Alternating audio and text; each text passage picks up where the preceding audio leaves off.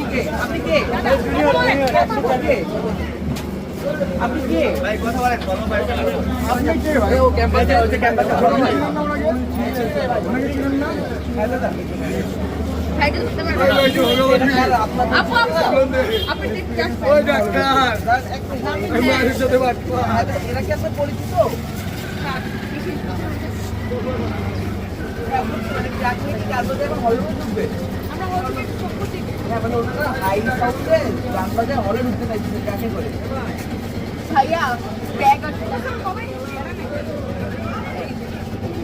আমি দাদা thank you thank you thank you thank you hello thank you সামনে সামনে যাও বাইক সামনে লে আপনি চল যা ওই সামনে তো সামনে লে এই ডাক্তার মাইজি আপনি বলেন আমাদের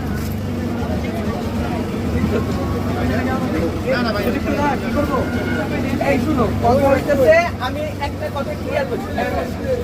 কথা হইতেছে জগন্নাথ হল একটা বিশেষ পরিচয়ের হল, এটা আপনারা সবাই জানেন। হ্যাঁ, সব হলে যা হবে সেটা ডিফারেন্ট কেস। এমন কোনো কিছু আমরা করব না যাতে জগন্নাথ হলের করে কোনো থ্রেট আছে। আমি সবার সচেতন কনসার্ন চাচ্ছি এখানে, ঠিক আছে? সবাই খুশি, আমি মানতেছি, কিন্তু এমন যাবো না, এমন কিছু করবো না যাতে জগন্নাথ হলের ক্ষতি হয়। ওকে, ঠিক আছে?